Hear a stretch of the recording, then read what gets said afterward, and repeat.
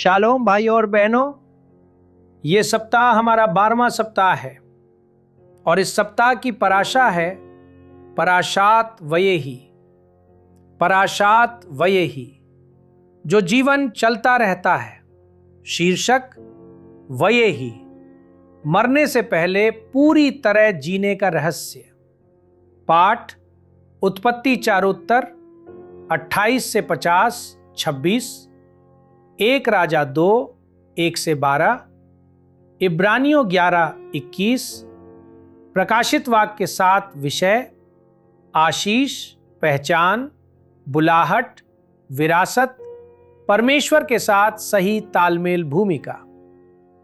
प्रियजनों, आज हम उत्पत्ति की पुस्तक के अंतिम पराशा पर आते हैं, पराशात वयेही, जिसका अर्थ है और वह जीवित रहा। यह आश्चर्य की बात है कि पूरी पुस्तक का अंत जीवन की घोषणा से होता है। याकूब के जीवन के अंतिम दिनों में तोरा हमें सिखाती है कि सच्चा जीवन वर्षों से नहीं, बल्कि उस आत्मिक प्रकाश से मापा जाता है जिसे हम संसार में छोड़ते हैं। याकूब मिस्र में है, निर्वासन की जगह, दबाव की जगह, सीमाओं की जगह, फिर भी वहीं उसे सबसे गहरी शांति मिलती है। वह अपने बेटों और पोतों को भविष्यवाणी की आशीष देता है और इज़राइल की पीढ़ियों का भाग्य तय करता है। वयेही हमें विरासत, पहचान और वाचा में जिए हुए जीवन की शक्ति सिखाता है। यह बताता है कि अंधेरे स्थानों में भी परमेश्वर सबसे अधिक फल उत्पन्न कर सकता है। तोरा हमें एक आत्मिक रहस्य बताती है। धर्मी मरते नहीं, वे अपना काम पूरा करते हैं। उनका प्रकाश चलता रहता है, उनकी आशीष बनी रहती है। भाग 1, जीने का अर्थ क्या है?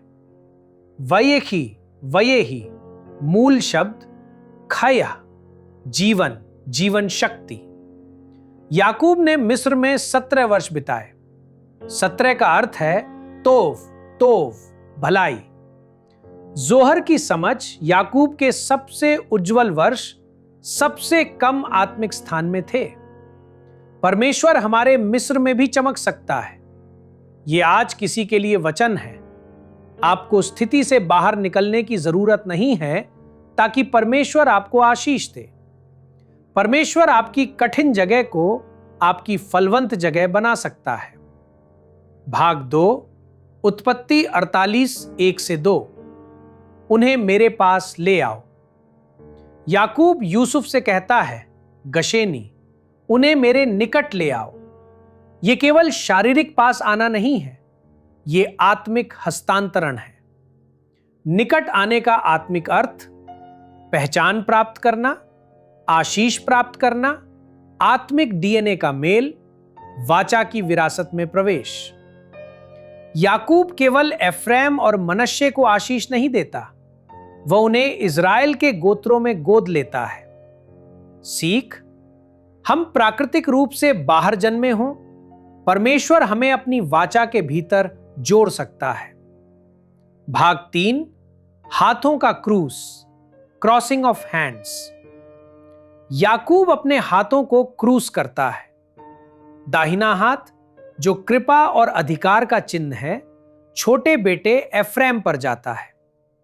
यूसुफ विरोध करता है, पर याकूब कहता है, मैं जानता हूं मेरे पुत्र, मैं जानता हूं।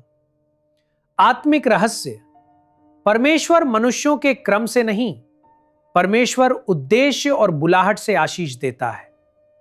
कई लोग एफ्रेम जैसे हैं, पहले जन्मे नहीं, अपेक्षित नहीं, योग्य नहीं समझे गए, पर परमेश्वर अपने हाथ आपके जीवन पर क्रूस कर रहा है।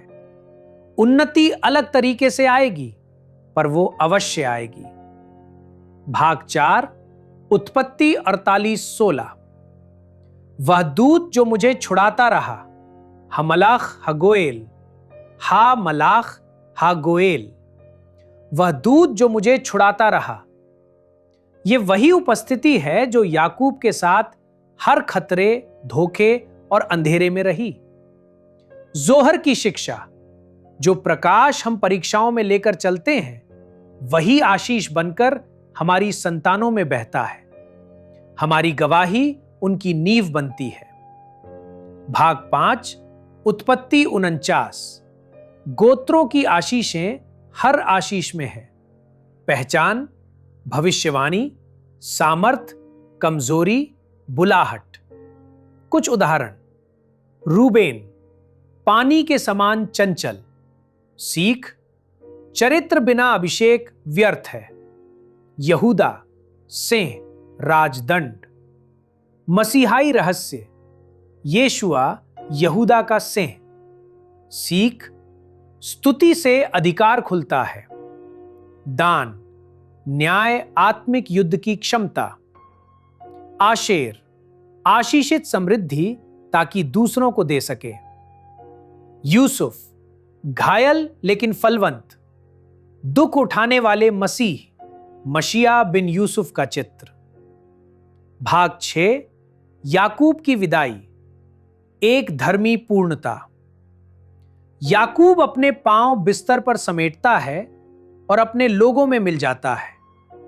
जोहर, धर्मी, अपना समय जानते हैं, अपना काम पूरा करते हैं, आशीष छोड़ते हैं, शांति से विदा होते हैं।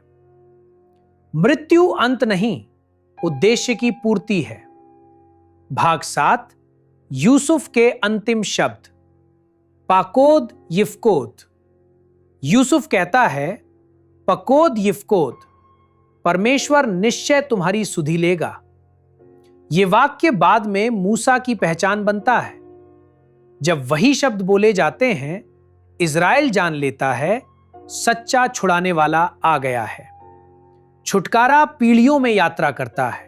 हफ्तारा, 1 राजा 2:1-12। दाऊद के अंतिम शब्द। दाऊद भी आशीष देता है, चेतावनी देता है, तैयारी कराता है, उद्देश्य सौंपता है। सच्चा पिता आराम पसंद लोग नहीं, उद्देश्य वाले योद्धा तैयार करता है।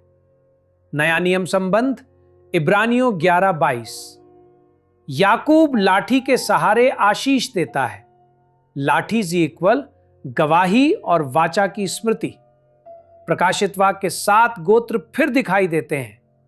याकूब की आशीषें अनंत तक गूंजती हैं। आज के जीवन के लिए सीख, अपने बच्चों को रोज आशीष दें, पीढ़ीगत बंधनों को तोड़ें, परमेश्वर पर भरोसा रखें। जब वो अपने हाथ क्रूस करे, अपने मिस्र की गवाहियां लिखें। पाकोद इफकोद की आशा रखें, परमेश्वर छुटकारा देगा। निष्कर्ष, वह ही हमें सिखाता है कैसे जीना है, कैसे आशीष देनी है, कैसे विरासत छोड़नी है, कैसे अच्छी तरह समाप्त करना है। उत्पत्ति शोक से नहीं, प्रतिज्ञा और आशा से समाप्त होती है। अंतिम प्रार्थना, हे अब्बा पिता, जैसे याकूब ने आशीष देकर जीवन पूरा किया, हमें भी अपनी बुलाहट में चलना सिखा। हमारे जीवन पर अपने हाथ क्रूस कर, जहां हम कमजोर हैं वहां अनुग्रह रख। हर पीढ़ीगत बंधन तोड़, हमें हमारी पहचान और बुलाहट में स्थिर कर, और हमें अपने छुटकारे से भेंट कर। पाकोद इफकोद। यीशुआ हम मसीह के नाम में, आमीन। आशीर्वचन, गिनती 6:24-26।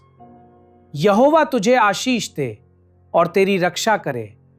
यहोवा अपना मुख तुझ पर प्रकाशमान करे और तुझ पर अनुग्रह करे। यहोवा अपना मुख तुझ पर उठाए और तुझे शांति दे।